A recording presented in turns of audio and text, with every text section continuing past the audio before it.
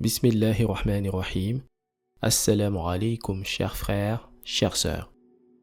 Après la station numéro 5 évoquée dans notre précédente vidéo, nous allons aborder aujourd'hui l'organisation à laquelle renvoie le Hamim de la sourate 45 du Saint-Coran.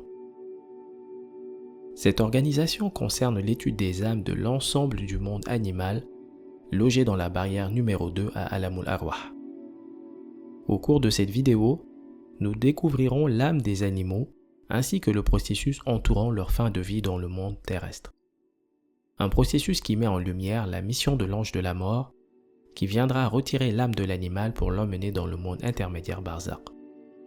Nous verrons également les différences entre la fin de vie de l'animal et celui de l'homme. L'animal n'a pas la même mission que l'homme sur terre ni celle du djinn. Rappelons que les hommes et les djinns n'ont été créés que dans le seul but d'adorer Allah subhanahu wa ta'ala. Néanmoins, les animaux pratiquent le zikr du nom divin Al-Majid de manière ininterrompue. L'effet de ce zikr permanent est de préserver l'intensité de la lumière contenue dans leur âme afin qu'elle ne faiblisse jamais. Cette forme de connexion permanente à Allah subhanahu wa ta'ala par le zikr est valable pour la quasi-totalité du monde animal, à l'exception notable de celle du porc que nous verrons plus loin. Au jour du jugement dernier, les animaux ne seront jugés qu'à travers le rapport entre eux. Relevons une différence dans la forme de l'âme entre l'homme et l'animal. Celle de l'homme est unique et identique pour tout le genre humain, qu'il soit homme ou femme, de type européen, asiatique ou africain. En revanche, l'âme des animaux présente une grande variété. Elle est différente selon qu'il s'agit d'un animal volatile, terrestre, souterrain ou marin. Le Qutb al-Artab al-Kabir nous enseigne que l'âme du mouton est ovale.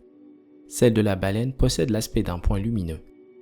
L'âme des oiseaux a la forme d'une brindille et se présente comme un faisceau ou une fléchette de lumière qui se projette vers l'avant. Une réalité surprenante. Nous apprenons également que le poids de l'âme n'est absolument pas proportionnel à la taille de l'animal. En effet, l'âme du mouton pèse plus lourd que celle de la baleine. La comparaison des formes et l'évaluation du poids des âmes se font selon des considérations et critères d'ordre mystique propres au monde ghaib. Au terme de la vie de l'animal, l'ange de la mort se présente sous la forme d'un pélican blanc. L'ange retire l'âme de l'animal puis la couvre en la prenant dans ses ailes. Il en est tout autrement pour le porc qui, rappelons-le, n'effectue pas de zikr. Son âme est prise en tenaille dans les pattes du pélican puis transportée dans les airs. À l'inverse des autres animaux, l'âme du porc se trouve donc à l'extérieur de l'ange. Tout au long du parcours le menant à barzakh, l'âme de l'animal transporté ressent une impression de bien-être et de balancement à l'intérieur d'une large boule qui tournoie. Une fois arrivé à barzakh, le pélican blanc libère l'âme de l'animal et la dépose dans une boule de lumière à l'intérieur de laquelle elle poursuivra son tournoiement sur elle-même jusqu'au jour du jugement dernier.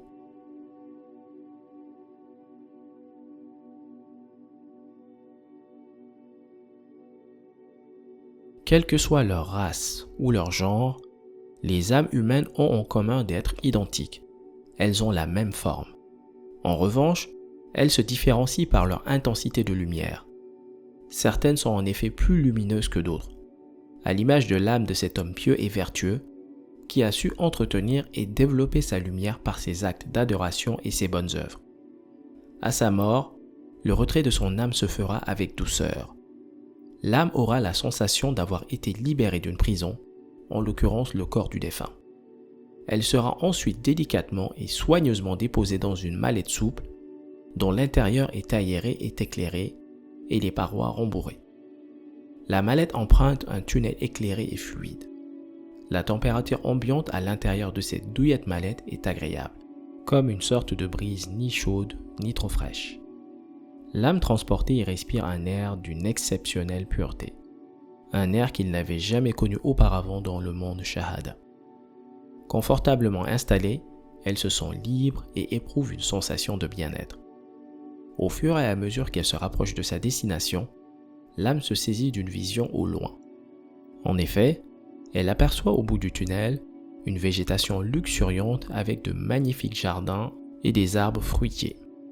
La vision d'un sublime littoral de plages et de rivages et de majestueuses maisons derrière de splendides baies vitrées s'offrent à lui. En somme, il voit un endroit merveilleux d'où proviennent d'exquises senteurs. Quoique bien installé dans la navette, l'âme n'a plus qu'une seule envie, celle de rejoindre le monde paradisiaque qu'elle aperçoit au loin. Cet endroit qui l'attire et qui semble l'aspirer comme pour l'accueillir à bras ouverts est le monde barzakh.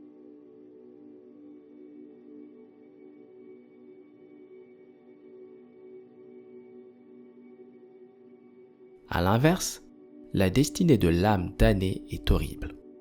Une âme pécheresse, indifférente et rebelle au respect des recommandations divines, va vivre un parcours peu enviable. Il est brutalement retiré du corps du défunt, puis jeté dans une malle rigide noire, un contenant dont l'intérieur est enveloppé d'une épaisse fumée noire, chaude et suffocante. Une fumée âcre qui pique les yeux et tire les larmes.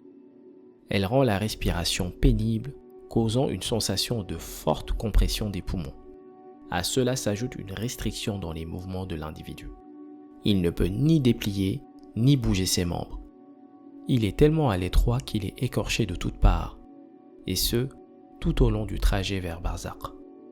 Approchant sa destination, l'individu aperçoit un endroit effrayant d'où proviennent de retentissants coups de fouet, suivis d'horribles cris de douleur.